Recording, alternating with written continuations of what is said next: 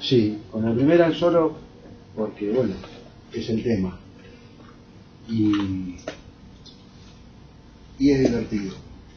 Si ven televisión y ven series, la van a reconocer. ¿No?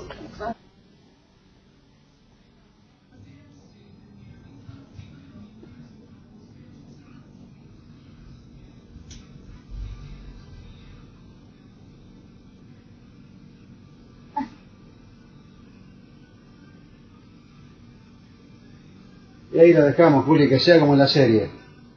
La interrumpimos ahí, que es como en la serie. ¿Conocen la serie? No, sí, pero la sacaron, ahora no está más. Es una gran serie. No, sí está. Bueno, Qué bueno, sí.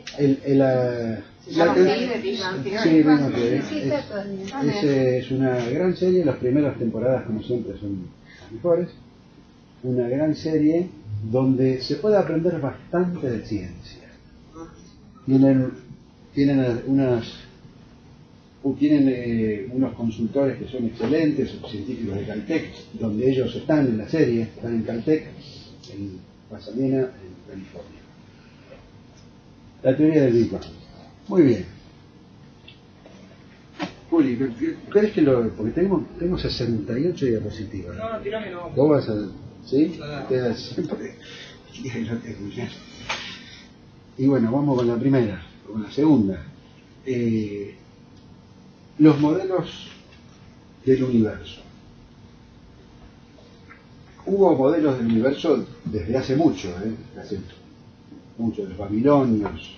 De hecho, desde los babilonios heredamos la división en 60, los minutos, los segundos, heredamos de los babilonios, de los grados, de los astrónomos babilonios. Estos modelos, de todos modos, que los que vamos a ver, que son los tradicionales que se usan para explicar la historia del Big Bang, de la teoría del Big Bang, son los griegos. Este es el modelo tolemaico, Claudio Ptolomeo, del año más o menos del 100 después de Cristo. Ptolomeo toma Aristóteles y la concepción del universo que tiene. Ptolomeo, vamos a aclarar una cosa, la teoría es complejísima, el Almagesto de Ptolomeo es un libro complejísimo, matemáticamente brillante, la teoría funciona, hace predicciones correctas, no hay nada que esté mal de ellas. Solo vamos a ver cómo evolucionan los diferentes modos de pensar la cuestión. De hecho, en Argentina hay por lo menos uno que yo conozco, un erudito del tema, que es Christian Karman, que él sostiene, y lo demuestra en un par de ejemplos, que puede hacer casi todo lo que hace la teoría copernicana y kepleriana, casi todas las predicciones, casi todos los análisis, solo con Ptolomeo. Y vamos a ver cuáles son los recursos básicos de Ptolomeo.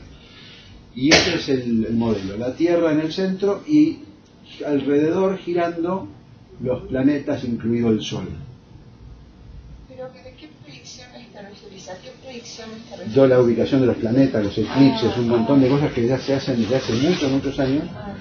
Y ahí están los signos zodíacos. Están los signos zodíacos, sí. Todos los astrónomos, incluso Kepler, eran astrólogos. Sí, eran astrólogos. Y en el caso de Kepler, y seguramente Newton también, eran místicos, ¿no? Kepler utilizó también los sólidos platónicos, en las órbitas, los planetas. Y Carlito Grena afuera, ubicó los sólidos platónicos en las órbitas de los planetas y fue mostrando cómo cabían exactamente los distintos sólidos platónicos en las distintas órbitas planetarias. Cosas, la música, eso, cosas que eran bastante, los astrónomos, bastante interesados en la cuestión mística de la matemática. Newton también. Entonces, la Tierra en el centro, los planetas giran alrededor, incluido el Sol. Todo gira alrededor. La Luna y todos los planetas, incluido el Sol. La bóveda celeste, la esfera de las estrellas fijas, también, pero se la concibe, con Aristóteles, como si fuera una tela que tiene pinchadas las estrellas. No es claro, todavía en la época de Aristóteles, a qué distancia está la bóveda celeste, pero suponen que es una superficie uniforme, curva, que se mueve toda junta, las estrellas están fijas, pegadas a esa superficie, entre sí, no cambian la relación entre sí, pero sí se mueven todas juntas. Nosotros que vivimos en las ciudades no lo vemos casi nunca eso, pero en el campo y en pueblos más pequeños se ve el movimiento de la bóveda celeste a la noche, se mueve todo como una unidad. A eso se refiere Lacan en el seminario 2, en la clase de ¿por qué no hablan los planetas? Recuerden que cuando habla de eso, es muy discutible todas esas cosas de lo real, que tiene esa idea de que lo real es lo que vuelve siempre al mismo lugar, se está refiriendo a la bóveda celeste y al movimiento de todas las estrellas concebidas como la concebían en ese momento, como pegadas a la superficie de la bóveda celeste. Entonces, seguimos con la otra. Y uno se preguntará, bueno, entonces, si es tan obvio ahora que para nosotros, ¿no?, en la edad contemporánea, que el Sol está quieto, la Tierra se mueve alrededor y los planetas se mueven alrededor del Sol, ¿por qué no pensaban eso en el antiguo? Había muy buenas razones para que no pensaran eso.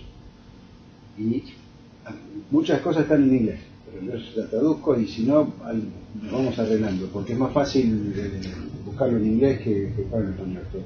Esto es parte del libro de Simon Singh, una introducción excelente para la historia del Big Bang, tanto desde el punto de vista puramente astronómico como cosmológico como epistemológico. Entonces, primera razón, sentido común, ¿no? Parece obvio que todo gira alrededor de la Tierra. Si vemos que el Sol hace movimiento, la Luna también.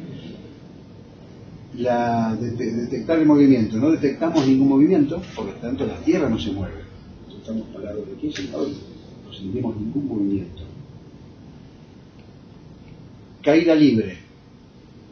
La centralidad de la Tierra explica por qué los objetos caen hacia abajo. Los objetos son atraídos hacia el centro del universo. Nuevamente, esta es muy importante también, porque es una de las objeciones de Ptolomeo a Aristarco, porque en Grecia clásica había científicos que propusieron el modelo heliocéntrico. Aristarco de Samos, el más famoso. Y Ptolomeo le cuestionaba el modelo, por ejemplo, basándose en la idea de que, bueno, si la Tierra se mueve, entonces, si yo tiro una piedra desde una torre alta, la piedra debe ir hacia atrás. Las nubes deberían correrse, los pájaros deberían estar corriéndose todo para atrás, pero están en el aire y no están agarrados a nada. Si la Tierra se mueve, los debería dejar atrás, y eso no ocurre. Todos esos son argumentos muy atendibles, porque en la época no había respuesta a eso. Paralaje estelar, esta es una idea fascinante. Si la Tierra se moviera, deberíamos ver que las estrellas que están pegadas ahí en la bóveda celeste cambiarían un poquito su ubicación. Por ejemplo, si ponen el dedo índice adelante de su nariz, directamente delante de la nariz, y cierran un ojo y el otro, ven que salta. Y háganlo, pruébenlo. Porque eso es paralaje. Salta de un lado al otro. Porque es como si nos estuviéramos moviendo alrededor frente del dedo. Eso ocurre y se puede detectar el ángulo, se puede medir el ángulo de ese movimiento. Entendemos que ocurre. Pero con las estrellas no se ve. No se vio ni siquiera hasta mediados de 1800. Fue la primera vez que se pudo detectar con unos telescopios ya muy sofisticados. La primera vez que se detectó el paralaje, que una estrella se corría un cachito con el dedo cuando cerramos los ojos, se fue a mediados de 1800 recién. 61 Cygni, así se llama. Entonces, tampoco se veía eso. Entonces, todo eso indicaba que la Tierra estaba en el centro del universo y todo giraba alrededor. Y además, los modelos que había modelos anteriores a Ptolomeo. Aristóteles habla en bastante detalle del modelo de Eudoxo, de Dido, que eran más de 50 esferas más o menos concéntricas, no eran exactamente concéntricas, para poder predecir y poder dar cuenta de los movimientos planetarios, eran complejos los modelos que había. Eran esferas más o menos concéntricas, tenían que correrlas un cachito para que coincidiera con lo que se observaba. Y Juli, pasamos a la otra, y que también es dentro de este modelo geocéntrico. Este es buenísimo también, cómo explicar la retrogradación de los planetas. Seguramente ustedes no saben, yo tampoco tengo ni idea que ocurría eso, porque no observamos el cielo ya no observamos el cielo aún, y acá lo dice también en algún lado, que se conoció históricamente en mucho más detalle y con mucha más precisión los cielos que la Tierra. Pero nosotros ya perdimos esa conexión. Pero si la tuviéramos, veríamos que los planetas no siguen una trayectoria lineal hacia adelante. Muchas veces van un poquito hacia atrás y vuelven a arrancar. Pero eso es un efecto visual desde la Tierra. Por eso lo llamaban planetas, de decir errantes, ¿no? Le llaman planeta, quiere decir errante. Pero para este modelo, para lo que es, para la teoría de la época, no era un efecto de plataforma como después propone Copérnico. Lo explicaban con los epiciclos diferentes, y la explicación era compleja, pero se podía hacer y funcionaba perfecto. Que ahora vamos a ver qué son los epiciclos y los diferentes. Pasamos, Julia, a la próxima. Esta es la idea básica de Ptolomeo. Ahí está la Tierra en el medio. Esa línea, ese círculo ahí es una trayectoria, no es un objeto, es una trayectoria que sigue el centro de ese otro circulito. Entonces, el planeta gira alrededor del deferente, pero a la vez sigue este circulito más chiquito que es el epiciclo.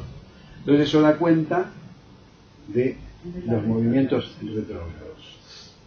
Ahí está la flechita, van en la misma dirección, los dos, pasan cosas diferentes si uno supone que el epiciclo va en la dirección contraria, pasan cosas diferentes, y también hubo quien exploró eso en la antigüedad, cosas realmente complejas matemáticamente. La astrología lo tiene en cuenta para hacer los estudios de la carta natal, los planetas retrógrados. Sí, todo, pero la astrología es astronomía.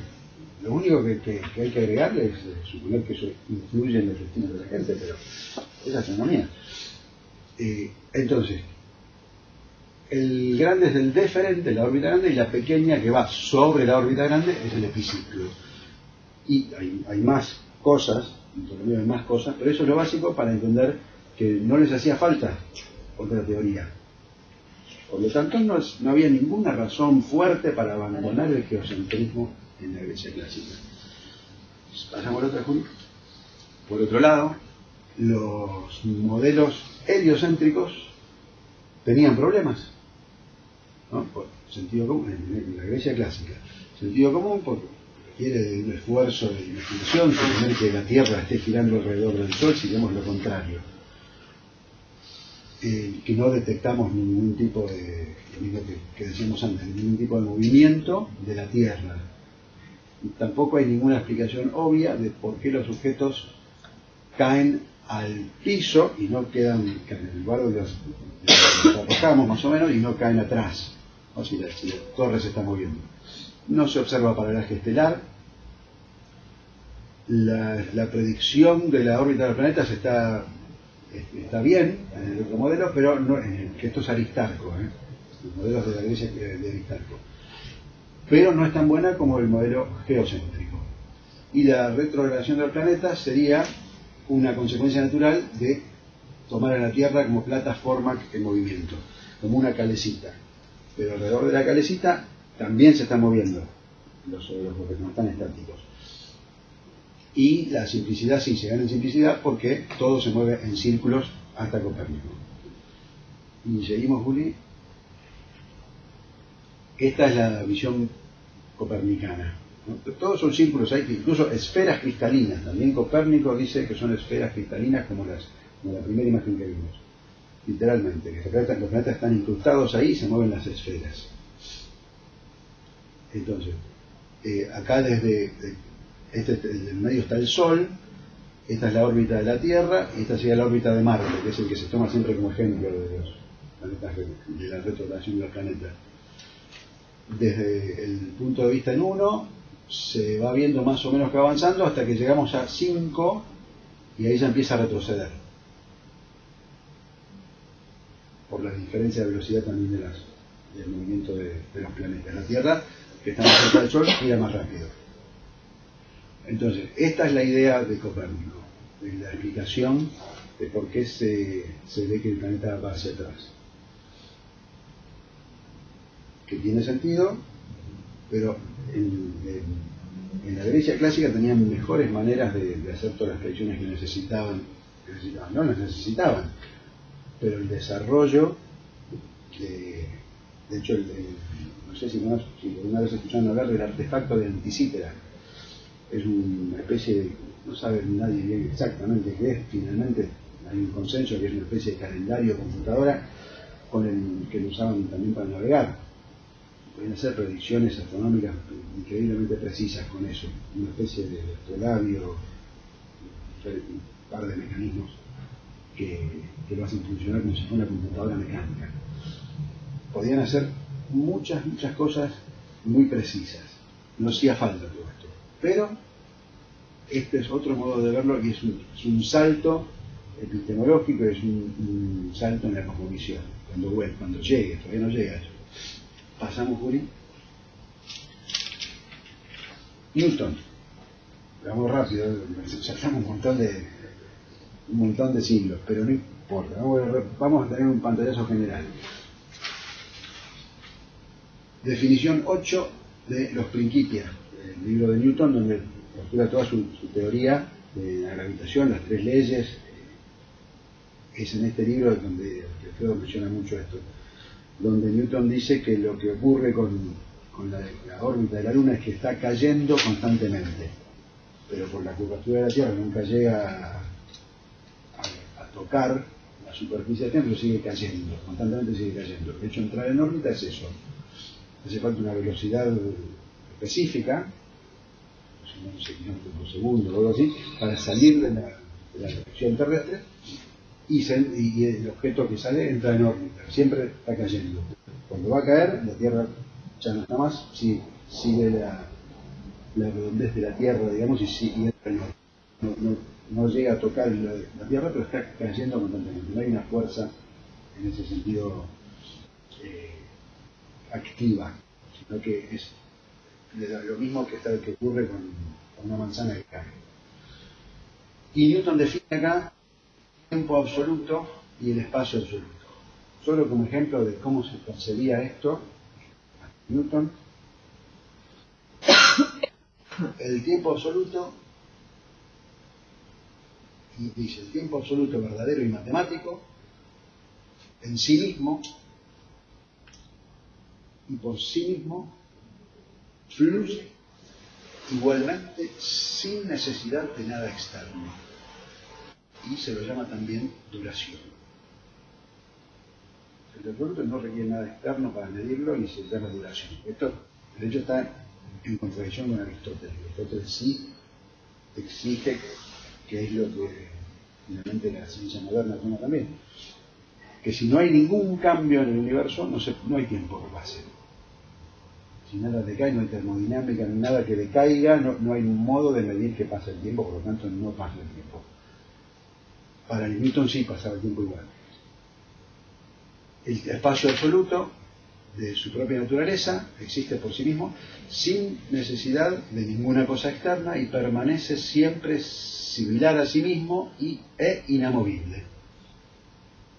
Nuevamente, es como un teatro dentro del cual ocurren las cosas, todos los eventos del universo. El espacio y el tiempo constituyen el teatro dentro del cual se desenvuelven los fenómenos del universo. Continuamos, Juli. Y esta es un descubrimiento maravilloso que es relativamente simple de entender y está buenísimo que lo sepamos. hasta el 1676 se creía que la luz tenía velocidad infinita, era instantánea, se trasladaba de un lado al otro instantáneamente. Pero Ole Romer, que es un astrónomo danés, investigando por qué una de las lunas de Júpiter parecía que cuando pasaba por detrás de Júpiter parecía que tardaba más en salir, a veces parecía que se retrasaba unos minutos, de acuerdo a los cálculos que se podían hacer hasta ese momento, con la teoría de Newton que ya había publicado en los Principios. Entonces puso la hipótesis a consideración de que la luz no tenía velocidad infinita y que se podía medir la velocidad de la luz midiendo cuánto se demoraba en llegar la imagen de la luna de Io, la luna de Júpiter, cuánto demoraba en llegar a la Tierra. Si la Tierra está aquí en conjunción del mismo lado que Júpiter, no hay diferencia, ¿no? Llega la luna, se ve la luna de acuerdo a los cálculos, se la ve salir de acuerdo a los cálculos. Pero si la Tierra está aquí, en oposición, del otro lado del Sol, tarda esos minutos. Entonces lo que tarda es ese diámetro de órbita terrestre, que son 300 millones de kilómetros más o menos.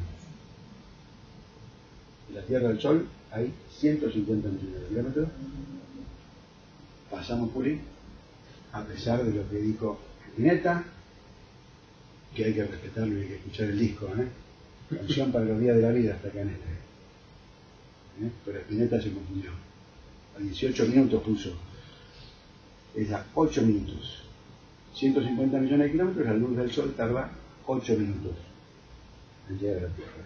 La luz del Sol.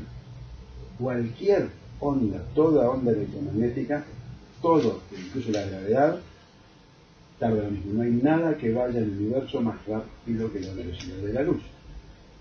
Si el Sol desapareciera instantáneamente, tardaríamos 8 minutos en percibir todas las consecuencias de eso. Nada en el universo va más rápido que la velocidad de la luz. No hay modo de transmitir información que sea más rápido. Yo sé que ustedes han escuchado, que Alfredo lo dice mucho, el tema del entrelazamiento. Esto es relatividad, el entrelazamiento es entre partículas subatómicas, eso es otra teoría, pero en la relatividad esto nunca se ha refutado. Hace unos años, 2 o 3 años, en un experimento en Europa, dijeron que sí, que habían conseguido enviar partículas a mayor velocidad que la luz. Y era todo un fraude. Está publicado en la página del CERN, muy discretamente, pero lo publicaron. Habían usado un cable coaxial defectuoso. Esa fue la explicación. Un fraude, intencionalmente, que hay muchos en ciencia. Entonces, también estar atentos a eso, que si la teoría funciona, la realidad que no se comporta de acuerdo a la teoría está equivocada. No es al revés. Esa es una idea epistemológica que tenemos que tener. Si nuestra teoría funciona, la teoría de Lacan funciona con todos sus puestos y todo el armazón teórico, si hay algo en la realidad que no encaja, la realidad está equivocada y algo, en alguna explicación, le vamos a encontrar. Es Pero una como idea algo importante. como un hecho aislado, porque ¿cómo decís vos que la teoría funciona? Porque la llevas a la práctica. No, la teoría en esto sí es lo que misma. hablamos. Sí, la Es teoría en sí cierto. misma. Es la idea que muchas veces menciona Martín Klinkiewicz de Frege, que se puede armar todo un sistema simbólico sin ninguna referencia a nada, solo en sí mismo. Si todo eso funciona, la realidad debería comportarse de acuerdo a eso. Entonces, que nosotros debemos tenerlo muy presente, porque siempre aparecen objeciones, que ahora vamos a ver las objeciones que vamos a tratar, pero siempre aparecen objeciones de la neurociencia, o de la biología, pero de la neurociencia ahora. Lo que pasa es que este es un planteo que desafía todo lo que venimos viendo desde el inicio de los tiempos, más o menos. ¿Cuál? El que estás planteando vos, que si la teoría funciona, está bien armada, la realidad se equivoca. Sí. Va a contrapelo. Exactamente. Bueno, en general hay muchos que piensan que no, hay muchos epistemólogos que dicen eso también, claro. Pero el sentido común y los más difundidos como Pinker, que vamos a ver ahora, que Alfredo lo trabaja mucho, efectivamente recurren al sentido común de la calle. Y bueno. Estamos mal, pero vamos bien. Sí, siempre vamos, siempre es mañana. Los próximos Está bien, pero... pasamos, Julia, el próximo, y acá ya llegamos, se entendió la de Euler Romer, ¿no? Cómo mide la velocidad de luz como finita. Eso está bueno saberlo incluso como cultura general, porque la velocidad de la luz como finita es esencial para la relatividad. Y este señor es Edwin Hubble, el telescopio que está dando vueltas ahora orbitando la Tierra, lleva su nombre, que aparece ahora últimamente en muchas películas aparece la estación espacial. Por una razón o por otra aparece la estación espacial y muchas veces el telescopio Hubble también. Es un telescopio que, dado que no está sujeto a la polución lumínica de la Tierra, que son la luz artificial, las nubes, en fin, el smog, puede captar imágenes mucho más lejos. Pero vamos a ver. Hubble es la cara visible de las dos pruebas del Big Bang, de las dos pruebas de la teoría del Big Bang, que ocurrieron en el año 24 y después en el 29. La cara visible, porque en realidad el trabajo lo hacían, y pasamos a la otra, estas chicas. Y ya les adelanto, esto yo lo vengo trabajando desde hace varios años, no es de ahora, no es después de 8 años, por la duda. Henrietta Swan Leavitt, que lo tengo investigado desde hace mucho, era una de las, literalmente se les llamaba así, computadoras. Eran las personas que hacían los cálculos en el observatorio de Harvard. Eran mujeres, todas mujeres. Igual que en las descripciones que hace Turing de las computadoras de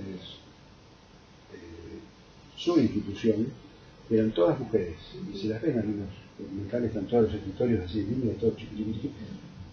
Se hacían los cálculos así. Eran a mano, sangre, a pulmón, sangre y fuego, y eran todas mujeres. Y acá pasamos, Juli. Este es el así conocido como el harén de Pickering. Pickering es el señor que está ahí, astrónomo. La foto es tomada el 13 de mayo de 1913, ahí en Harvard, y todas las mujeres que están ahí cumplían, algunas eran astrónomas profesionales, cumplían una función esencial para todas las investigaciones. Tenían que catalogar estrellas. Por ahí está Annie Jump Cannon, que elaboró el primer sistema de catalogación de estrellas.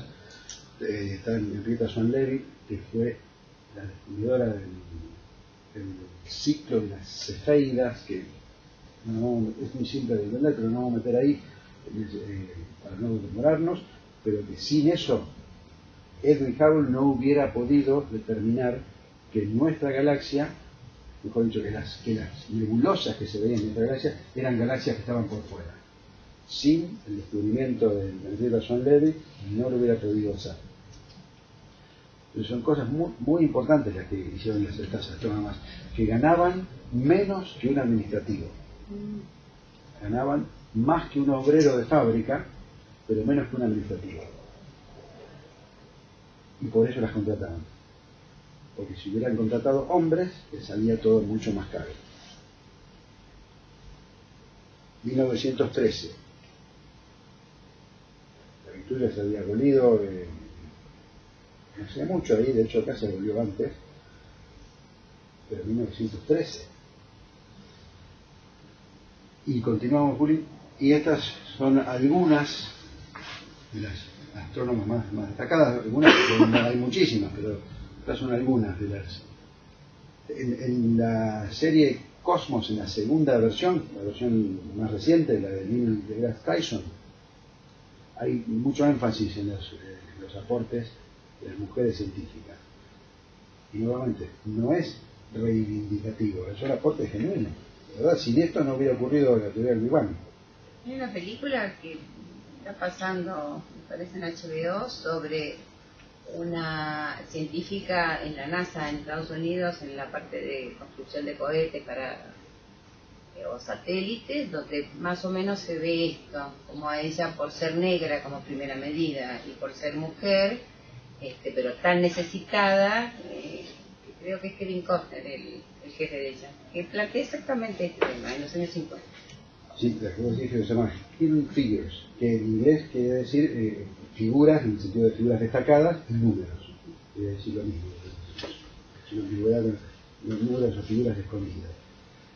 Que son las científicas afroamericanas, no me dicen ahora. Que nuevamente, todas estas, todo muy bien, son todas blancas, y del hemisferio norte. Eso también es un punto que Rita Segato mencionaba ahí la compañera. Rita Segato hace mucho énfasis en esto. Hemisferio norte, hemisferio sur. Todas son blancas del hemisferio norte.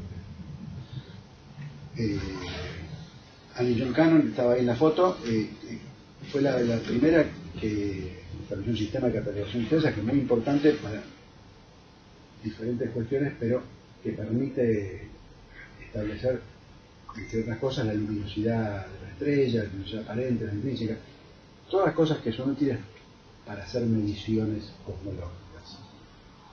Henrietta Swan Leavitt, Cecilia Payne, Bertie Stacey, todas trabajaron en los Estados Unidos, ¿no?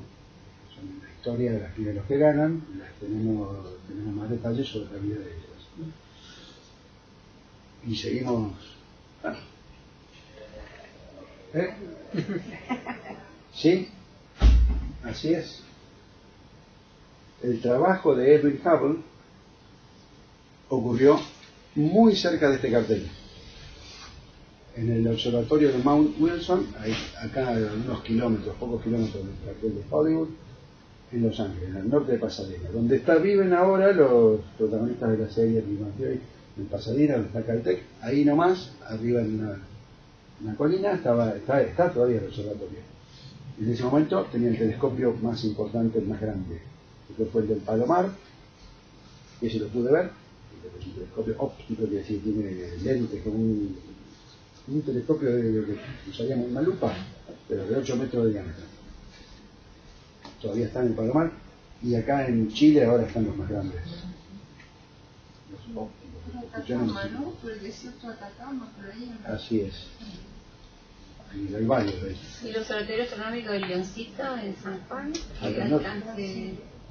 No lo sé, pero son mucho menores. Los ópticos, o sea, también hay radiotelescopios, son otra cosa distinta. Estos son los ópticos, los miramos así y vemos algo como en las películas, como en Armagedón, por ejemplo, el astrónomo aficionado ve el cometa que viene, lo ve por el telescopio, fijadito. Eso es así, eso es lo clásico. El radiotelescopio viene mucho después. Entonces, pasamos acá. Ahora van a ver por qué les traigo los titulares de los diarios. También son ideas de Alfredo. Este es el titular que dice que Hubble descubrió que hay nebulosas, sistemas estelares que están por fuera del nuestro. En esa época le decían universos islas también, que es la denominación kantiana, así lo llamaba Kant. Kant sostenía que había universos islas, que había galaxias por fuera de la nuestra. Y gracias al trabajo de Henrietta Swan Leavitt, Hubble pudo medir la distancia a la que estaba en la nebulosa de Magallanes, y se dio cuenta que estaban mucho más lejos, que estaban realmente fuera de nuestra galaxia. Seguimos, Juli. Acá está, ahí en esa columna, está la noticia de que le dieron un premio a Hubble por ese descubrimiento, y se los traigo también, que es muy interesante. Y seguimos con, acá hay un extracto de esa columna. Acá está mencionado Edwin Hubble, que obviamente no menciona no menciona nada, muchas veces firmaban las cosas. Pickering firmaba los artículos con su nombre, las cosas que había escrito Leavitt, firmaban con el nombre. les robaban el trabajo, era lo habitual. Se dice Hubble, pero debería decir un montón de nombres, entre los cuales están todas las mujeres astrónomas que estaban ahí en ese momento. Entonces menciona ese descubrimiento y lo comparte al premio con el doctor Cleveland, que miren lo que había descubierto. La investigación es que sobre la fisiología de los protozoos que habitan en el tracto digestivo de las termitas y otros insectos y animales. También está esta cuestión, que no necesariamente fue una revolución en el descubrimiento. La historia lo construye como una revolución ahora, pero en el momento era quizás una cosa más. El que comparta el premio con un descubrimiento de tanta envergadura con este de los protozoos, y además este es buenísimo porque el doctor Cleveland descubrió que es posible destruir todos los protozoos en las cucarachas sin dañar a la cucaracha. Es genial, encima es para beneficiar a la cucaracha. Ténganlo en cuenta, que estos son los diarios de la época, y los traigo porque Alfredo dice, ahora les digo por qué. Pasamos al otro, Juli. ¿De cada 20 es eso?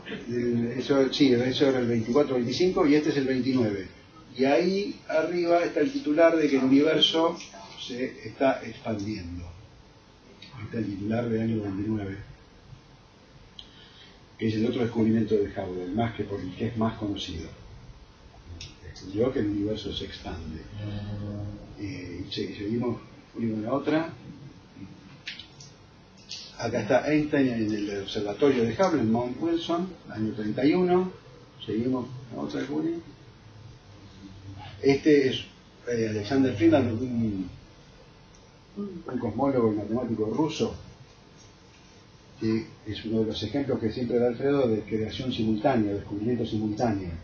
Friedman y Lemaitre, Georges Lemaitre, que era belga, un curita belga, los dos, independientemente, tuvieron el mismo insight y elaboraron una teoría matemática muy compleja para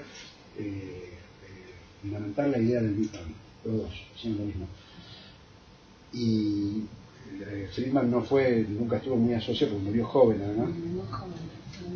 Pero Lemaitre vivió hasta el año 66. Pasamos a la otra, y acá está el Lemaitre con Einstein.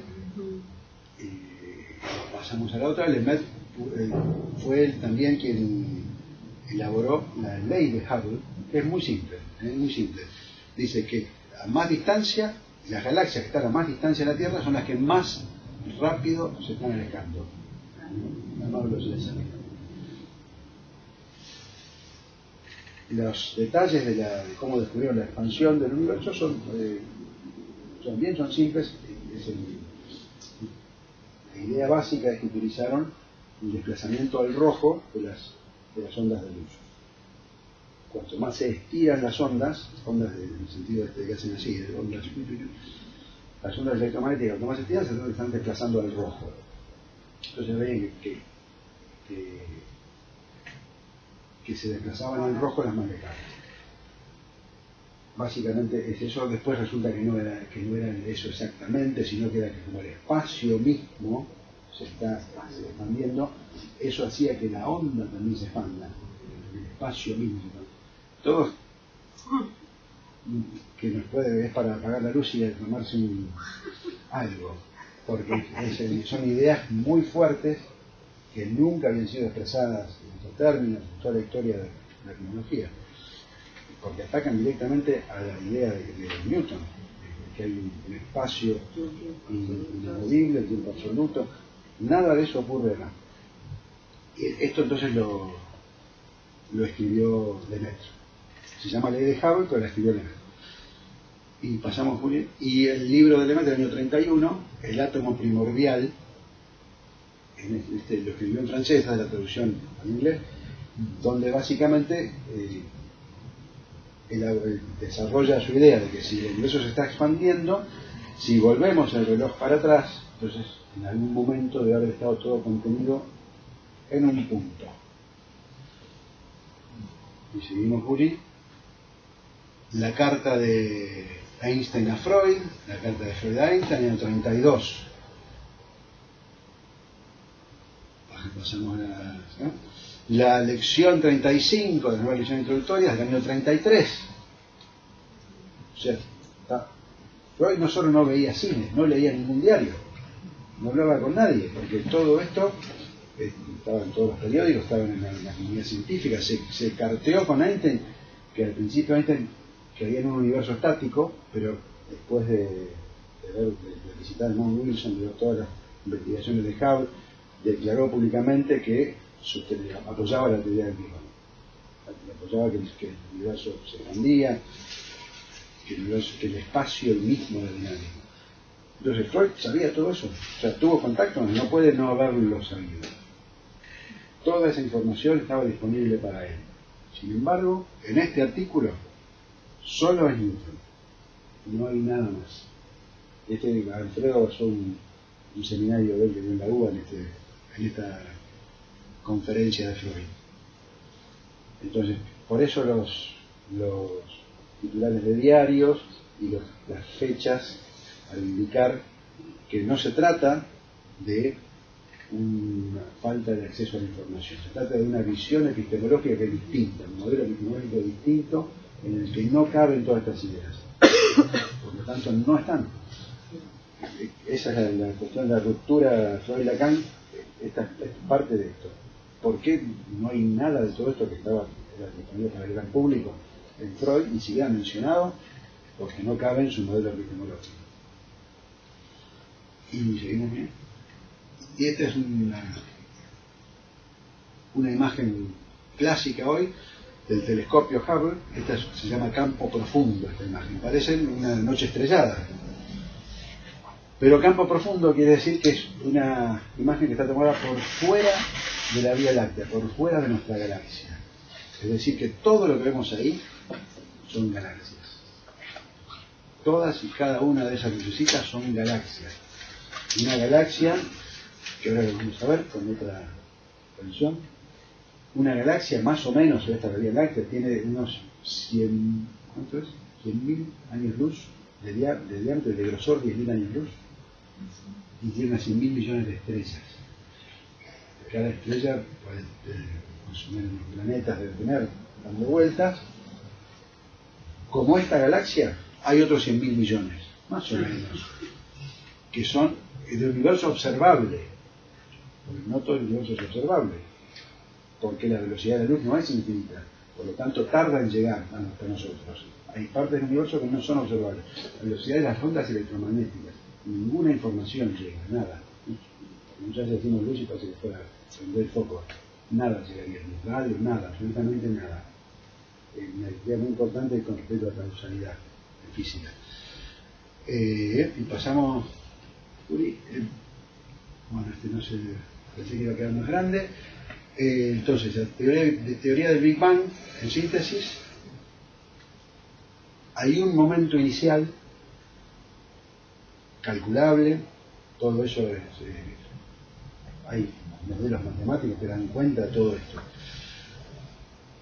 El modelo matemático puede llegar hasta el segundo 10 a la menos 43, es decir, un 1 con 43 ceros a la izquierda. Esa es una fracción de un segundo. Ahí empieza. Más atrás de eso no hay modelo teórico que dé cuenta de lo que ocurre, por eso se le llama singularidad, porque ninguna de las herramientas teóricas y matemáticas disponibles pueden dar cuenta de lo que ocurre antes. De hecho, la teoría del Big Bang dice que tanto el tiempo como el espacio son otras características del universo, como la altura, un cuerpo, el color. Nada más, no hay nada esencial en el tiempo y el espacio. Son otras características de este universo que bien podrían no estar, podría haber otras. ¿Cómo sería? Pues no lo podemos imaginar, pero podrían no estar. Entonces, se inicia el tiempo y se inicia el espacio ahí. No es que hay una explosión en el espacio. No es que todo está todo negro, una habitación negra y de repente explota un átomo pequeño y se empiezan a generar cuerpitos o atomitos. No hay nada de nada de nada. El espacio y el tiempo mismo aparecen ahí, en el segundo 10 a la menos 43. Los primeros 3 minutos son bastante activos. Y otra cosa que por ahí también, un detalle, ¿no? Que Lacan, porque Lacan lo dice, la temperatura acá no es infinita tampoco, empieza a 40 grados, no sé, pero es alta, pero no es infinita, también es calculable. Porque la otra que usa Alfredo mucho es la temperatura cero absoluto. Yo también, por ejemplo, mucho otro que se puede calcular, no se puede conseguir, manipular esa, pero se puede calcular. La nucleosíntesis es otro de los pilares del Big Bang. Más o menos a los 3 minutos se forman los primeros núcleos de los átomos. Y la recombinación, 400.000 años después, se forman los primeros átomos. Hasta ahí, hasta 400.000 años, es todo un plasma opaco. Por lo tanto, la radiación no sale de ahí, de la luz no sale nada de ese plasma. Pero cuando se forman los primeros átomos, que se les llama recombinación, pero es un misnomer, lo dicen en inglés, porque no estuvieron combinados antes.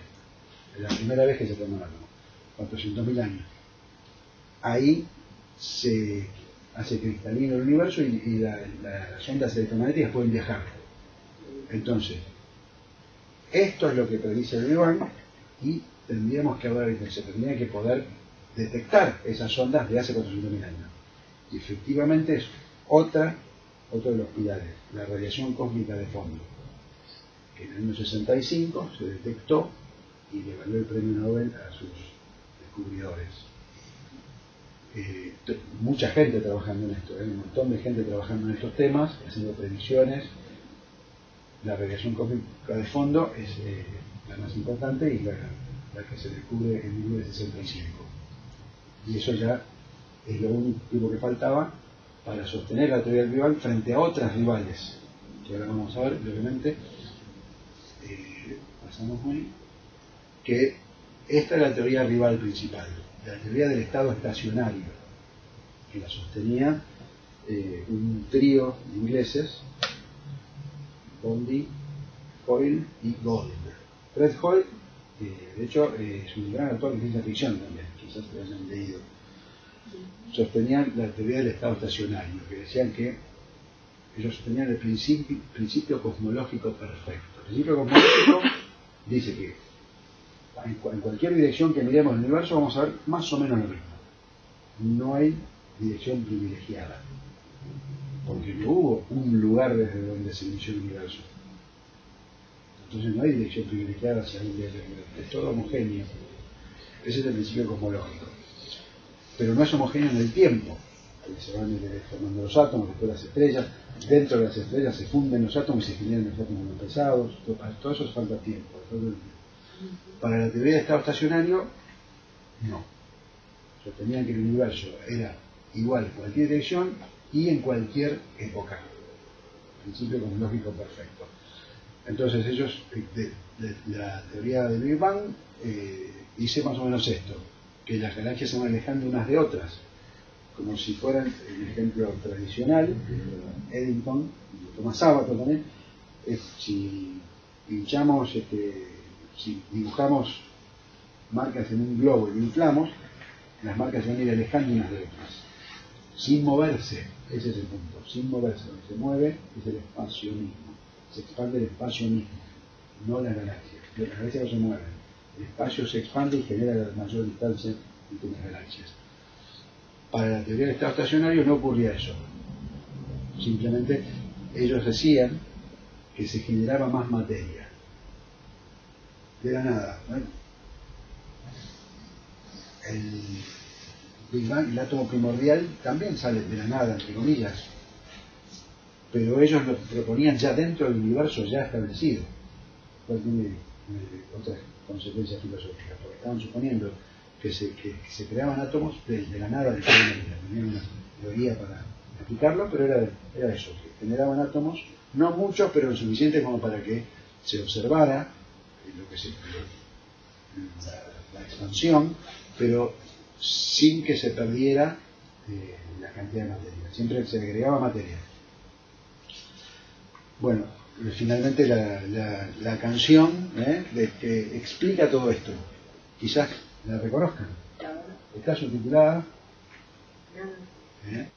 Que canta es Eric Idle. ¿Lo conocen? Pero no tenemos. Pensé que teníamos no tenemos. Bueno, igual.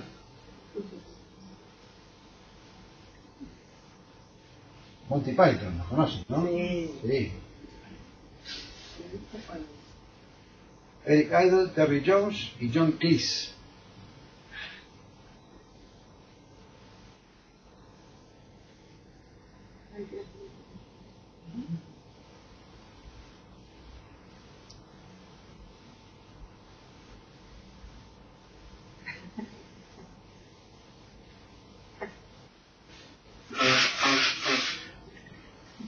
Todo es verdad, todo lo que dice es exacto, es tal cual.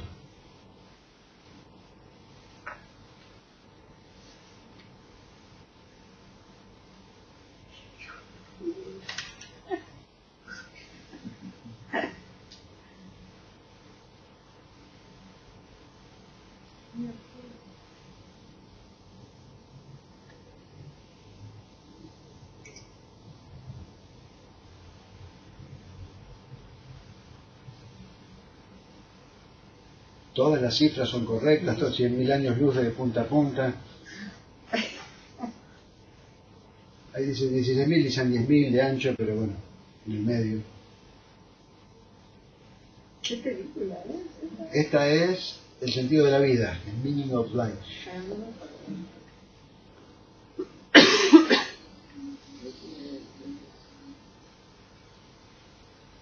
Y ahora viene la parte de efectos especiales, que no era lo mejor que tenían en esa época. Mucho mejor la técnica de Terry Gilliam de animación, que animaba con cartón, con papel. Pero bueno, esto que es año 83, creo. 83.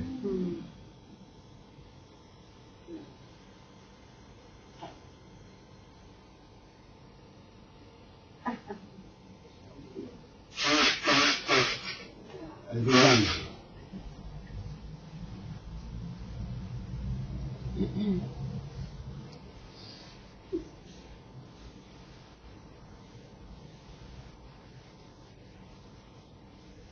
No hay velocidad más alta que la de la luz.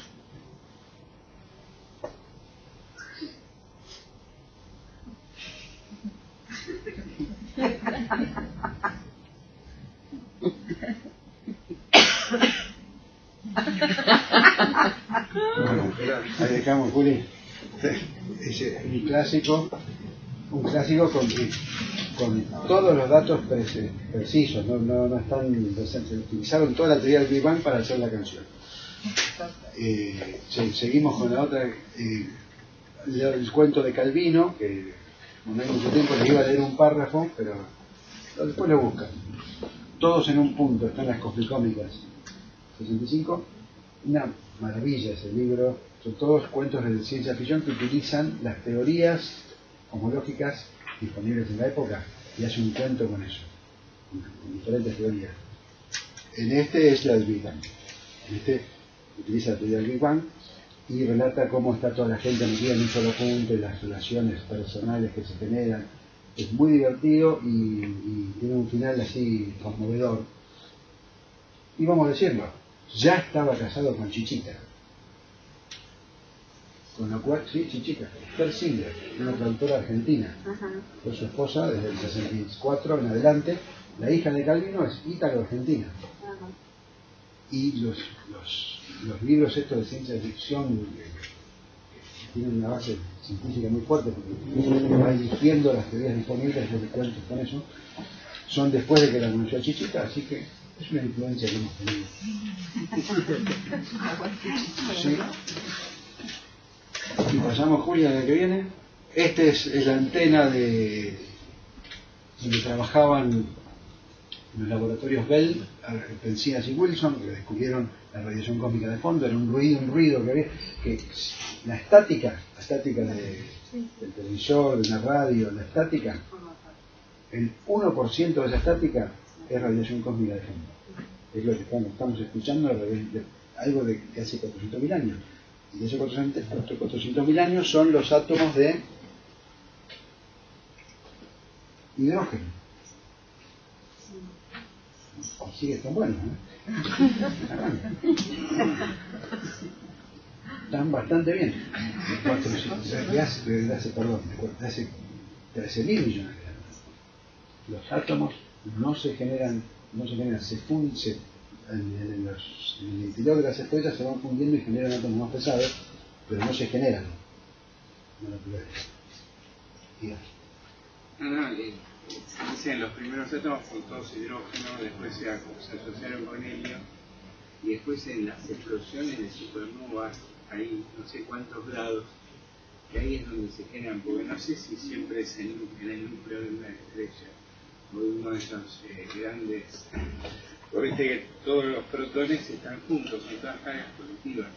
Muchos se preguntan, ¿cómo carajo puede ser que todas cargas positivas, que en teoría se repelen, estén todas juntitas en un núcleo?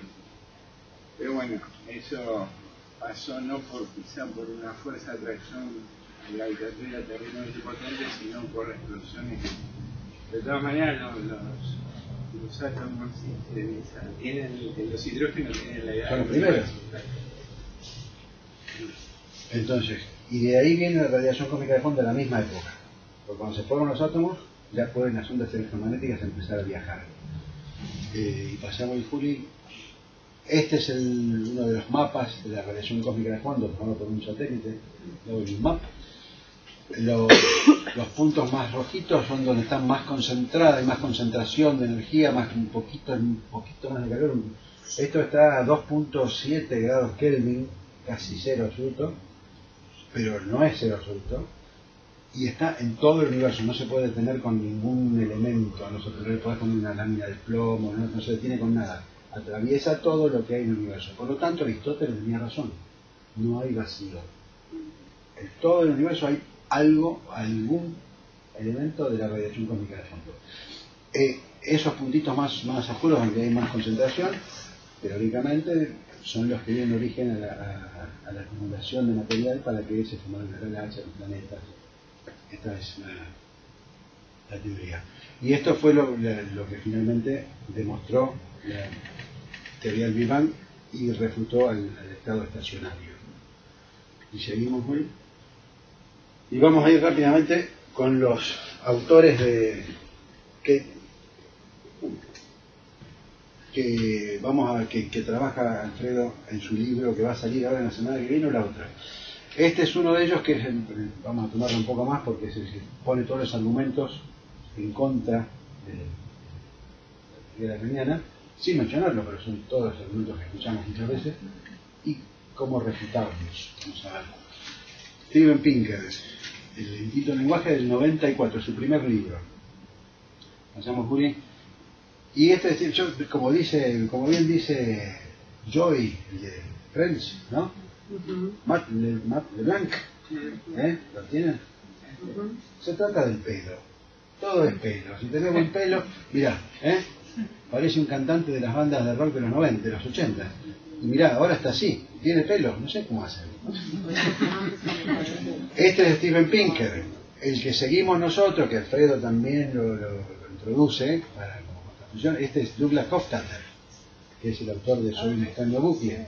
Ese es el libro fascinante también, que es el que nos aporta mucho material y muchas ideas para trabajar desde Lacan. Bueno, también, mirá, 70 pirulos de 73. Juan Nicú tiene menos pelo, mirá, y es más joven. O sea, se debe tratar del pelo. No sé, algo que sabe este muchacho. Me parece que estén así, ¿no? Esa es especial característica. Esa se trata de mal, tener un mal peinado mal, o el pelo mal. Por eso lo cargan a Trump por lo mismo. Ah, mira. Y al de Corea, que tiene todos los pelos parados también. Así que el problema con los chicos es que tienen tienen un mal, mango. un mal corte de pelo. Pero estos tienen pelo, por lo menos. Pero Mirá, es yo- un chiste yankee. Así que vamos a nos enfrentamos. Nosotros estamos de este lado, pero vamos a pasar la primera cita. Pinker usa Chomsky acerca de las ideas del lenguaje que tiene, ¿no?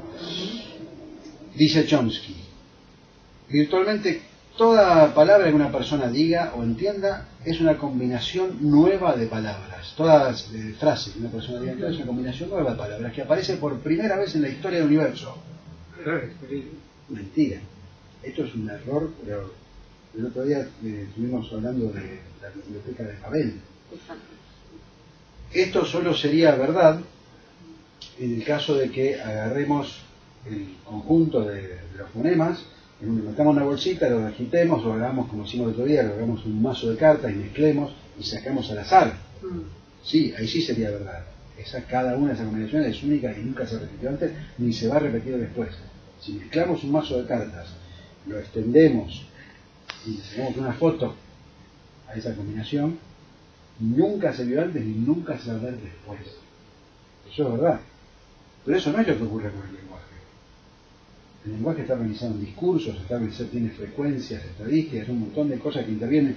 Él las menciona después, pero insisten con esta idea, con que es infinito. Y eso es muy importante, porque si es infinito, puede llegar a deslizarse por ahí que no tiene paradojas internas. Y si es finito, sí las tiene, como ocurre en la biblioteca de Babel. Seguimos, Juli. La ubicuidad del lenguaje complejo, ubicuidad es que está en todos lados. El lenguaje complejo de los humanos es un descubrimiento fascinante y para muchos observadores es prueba suficiente de que el lenguaje es innato. Bueno, a lo mejor hay otras teorías. Por ejemplo, esta. En Prometeo, no sé si la vieron, excelente película hasta la mitad, porque cuando nos damos cuenta de que es una precuela de Alien, ya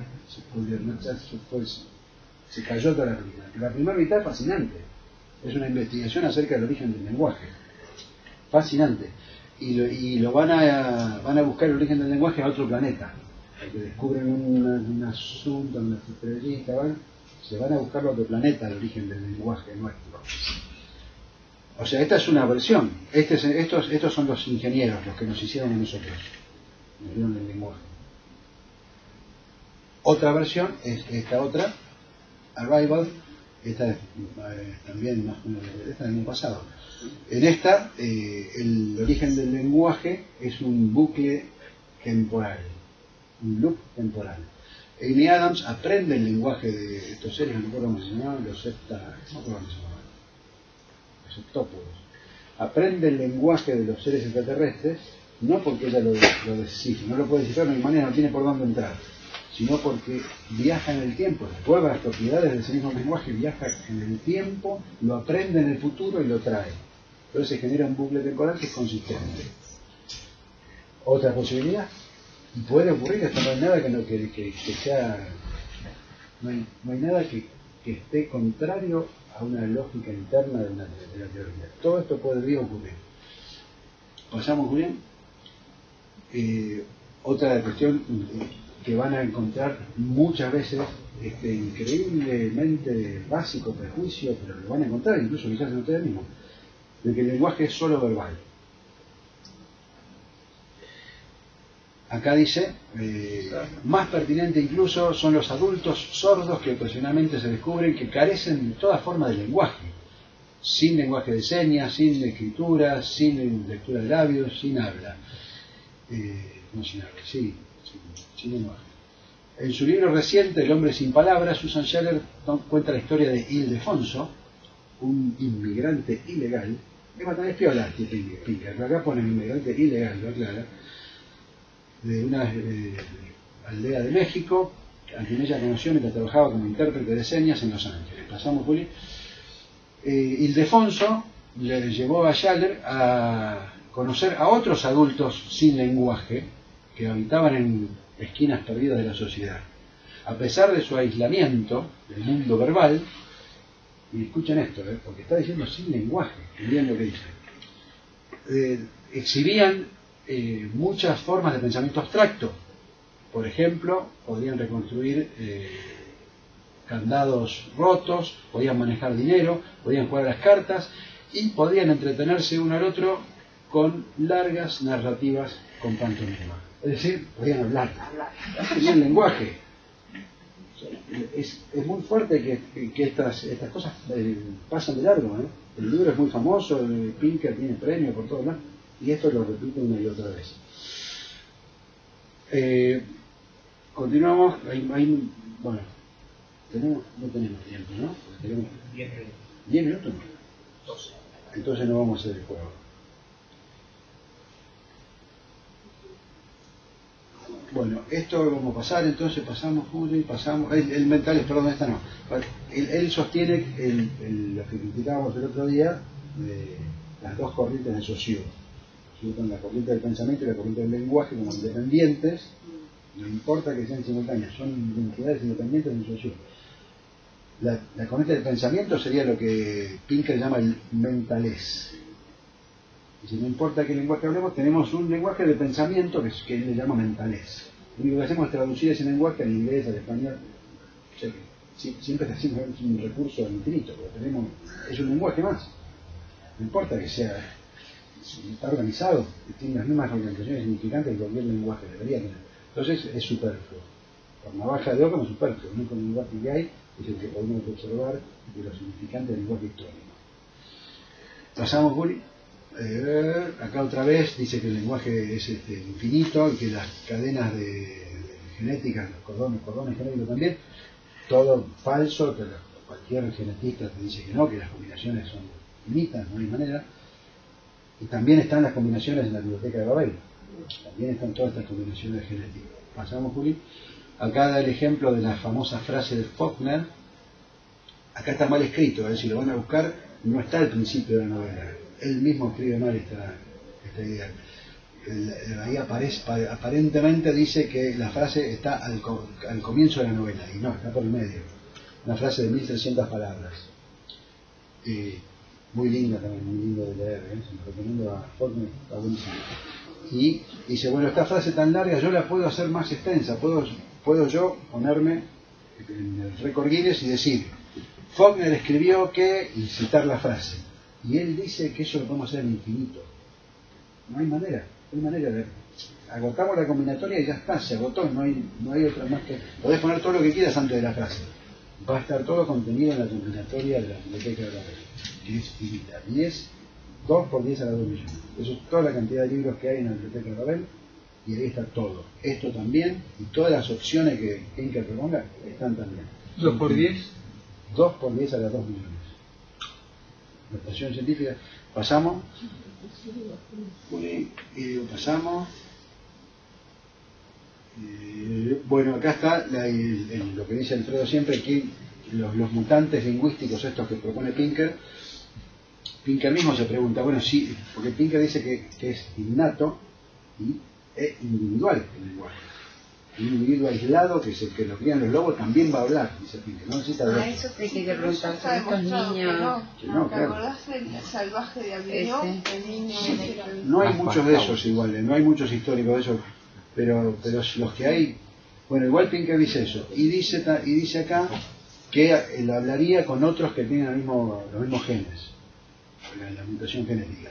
Pero de todos modos dice, lo más importante es que se podría entender con cualquiera, dice, porque la inteligencia, más o menos la inteligencia general, nos damos cuenta, dice, por ejemplo, dice, si vemos estas palabras, Kid Crash Hospital, como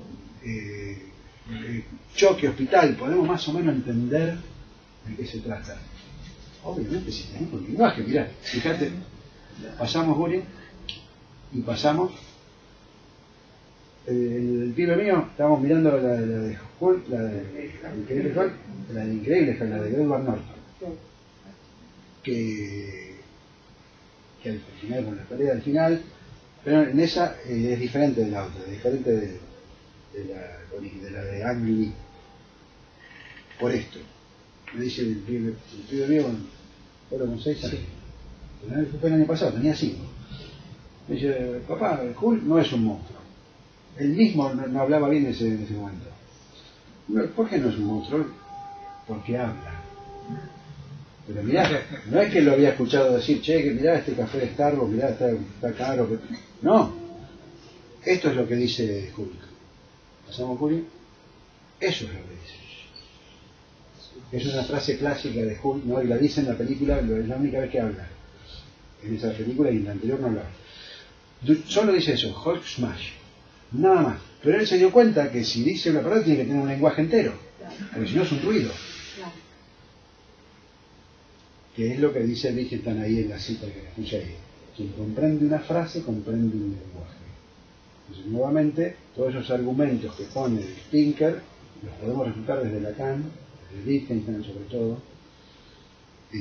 Pasamos, Juli, el monstruo de Frank. Esta es una exhibición que hay ahora en la Biblioteca Nacional, que hay que ir, debe estar buena, sobre un aniversario de la novela Frankenstein. Muchas veces la gente dice el monstruo Frankenstein. Y Frankenstein no es un Frankenstein, habla. La criatura, así se llama en la novela dice la criatura, habla. Y aparte habla, obviamente, es muy inteligente, es muy piola. Es el mejor personaje de la novela, lejos. Y acá lo pusieron bien, el monstruo de Frankenstein, la creación de Víctor Frankenstein. Pasamos, Juli.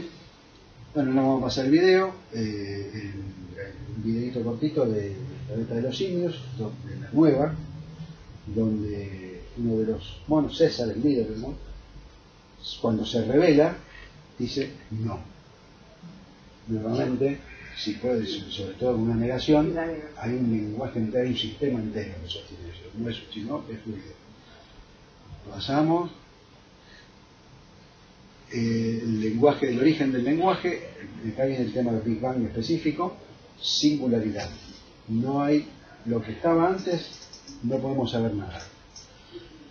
El origen del lenguaje, el lenguaje está aquí, es un emergente. Ahora que emergió, nunca más sabremos cuándo, ni cómo comenzó, ni cómo eran las cosas antes de que estuviera. Cuando se habla del lenguaje, la ilusión es siempre creer que su significación es lo que éste designa. Bueno, nunca sabremos ni cómo comenzó, ni cómo eran las cosas antes de que estuviera. Singularidad, esto es del 53, ya estaba la teoría de Big Bang, pero no estaba establecida, todavía faltaba la comprobación del 65. Pasamos, Julián. Marx dice, en la introducción a la crítica de la economía política, la producción realizada fuera de la sociedad por el individuo aislado, hecho excepcional, que podría sucederle a un civilizado transportado por azar a un lugar desierto, que poseyera ya en potencia las fuerzas propias de la sociedad, es algo tan absurdo como lo sería el desarrollo del lenguaje sin la presencia de individuos vivos y hablando juntos. Marx, 1840, no sé, todo el mundo dice, ay, miren quién, ¿está bien? La próxima, y ahí está. A eso se refiere Marx. Por estar solo en la isla no le desaparecen todas las reglas sociales, las tiene que seguir manteniendo. De hecho, Wilson el amigo, lo tiene que intentar, porque necesita el semejante, todas las reglas del trabajo, la estructuración de su casa, el tipo de trabajo que hace. Todo eso lo trae de la sociedad en la que estuvo. Si hubiera nacido en esa isla, tipo Tarzán, nació ahí, se murió la madre, nació ahí bebé y de algún modo sobrevivió, no tiene nada de eso. Entonces, a eso se refiere Marx. Si alguien cae en la isla, no había visto la película, pero estaba adelantado. Pasamos, Juli. Bueno, acá hay otros argumentos muy interesantes de Peter Winch acerca de A.J. Ayer, un filósofo, que sostiene en contra de Wittgenstein que algún humano debe haber sido el primero en usar un símbolo. Y entonces, ¿qué dice? ¿Qué le responde Peter Winch? ¿Qué le responde? Muy divertido. ¿Pasamos, Juli? Esto es tan absurdo como decir que algún individuo debe haber sido el primero en hacer una guerra de tirar de la soga. Tag of War. Como tiran de la soga de los dos lados. No se puede.